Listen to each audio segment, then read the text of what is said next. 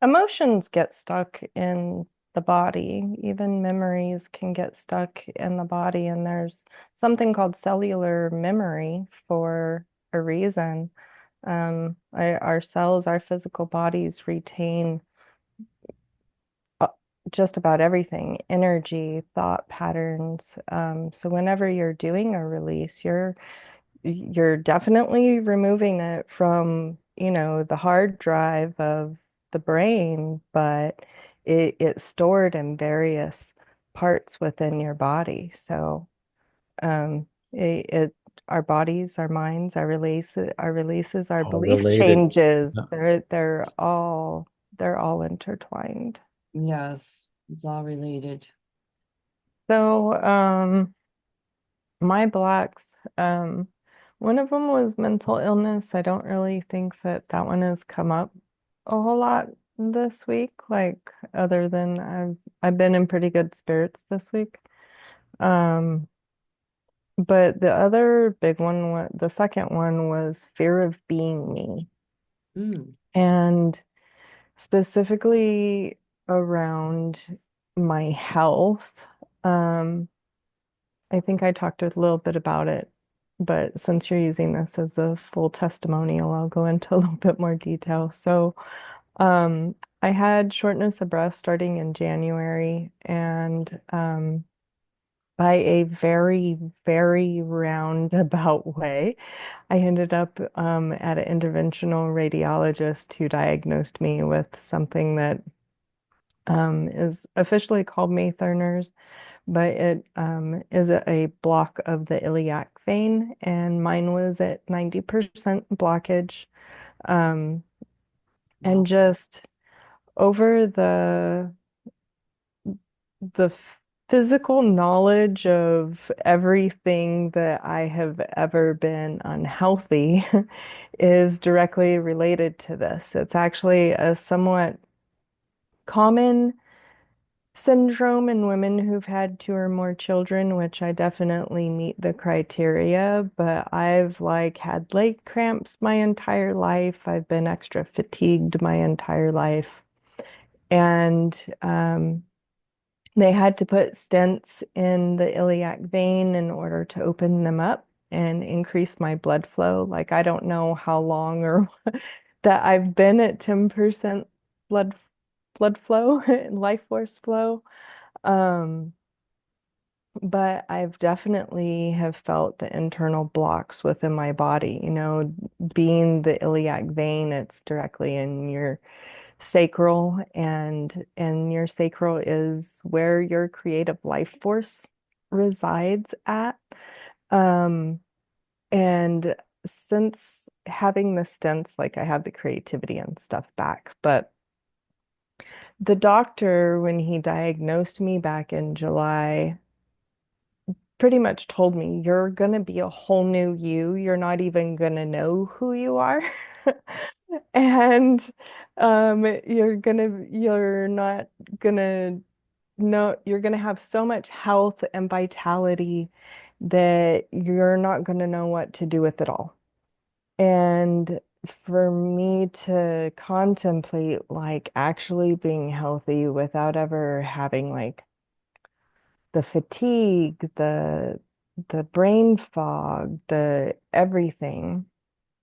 And I am sitting at 9 of 11 procedures as of right now to get me back to being whole and complete again, which has really been my affirmations with working with Nadine over the last 3.5 years and not being broken. So this is like I feel like the final block to the paradigm shifts that we've already been working on for the last 3.5 years. And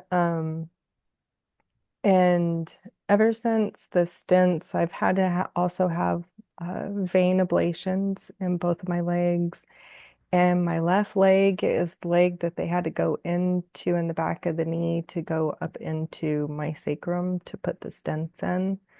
And my left leg has just been like really bothering me. Like every time I've gone into the office for the last 2 months, I've been complaining about my left leg. Um, I've been icing it like every 2 days, sleeping with a pillow between my legs just because just the pressure of my other leg on it. Been having to sleep only on my right side. So it's been very troublesome. Hmm. And interestingly enough, in the work that I do, I really study the emotions within the body parts and the belief systems that are stuck in that, and anything to do with like your legs has a lot to do with you moving forward. And when you're afraid of being you, you have a tendency to not want to go forward in life. Um, and Let's see, the block was on Thursday, and Sunday was just a very interesting day in general. It was the first day since all of this that I actually felt good. Um, I haven't had to sleep with a pillow between my legs for like 5 nights now. Um, I haven't had to ice it at all this week. You can tell it's still like a little bit swollen, but not like massive like it was. And the feeling it has been really weird since the ablation. And that is, it went from being like just as bad as day one to like suddenly just it's starting to feel much better unless I just forget to not stand up in a very long time, which I do sometimes.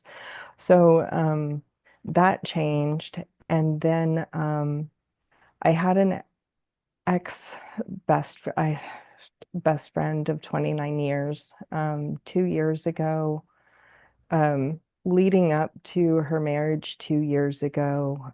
I had lost my son. It had been a really rough 18 months for me. Um, Me and her had tried to go into business together, and as soon as I started having ideas spark, like everything fell apart. We have always had the dynamic of, I always felt like she was trying to squash my light while being jealous of my light while talking behind my back to everyone, trying to squash me. Um, And I find it very interesting that I blocked her without saying anything 2 years ago, which is actually not like me. Anybody that knows me knows that I'm not really that person. I would rather sit there and write you 30 pages to tell you exactly why we're breaking up instead of, just a nothingness. And she actually sent me a poem the other day, off of TikTok about best friend breakups. Hmm. And um, it it I don't know where it's going, but I find it very interesting that I released that block and suddenly she's back in my life. Whether it's a permanent thing or if the universe brought her in just enough for us to, clear the air and have it not end in such a horrible energetic way than what it did. But I found the direct relation between our personal dynamic of always feeling like my light is being squashed and fear of being me, fear of letting your light shine. Um, Mhm. so who knows where that will go. So that's my news. Neat. Yeah, I very love exciting. I love it. It's always interesting. Like I've had so many times where as soon as I recognized and removed a block, it was like the world. Here you go. Yeah, yeah. And what, 8.5 years since I've been on this healing journey, like there's definitely shifts every single time where I'm like, oh, this is big. Let's get rid of that. And there's always really huge shifts, really Nice. huge. Well, thank you.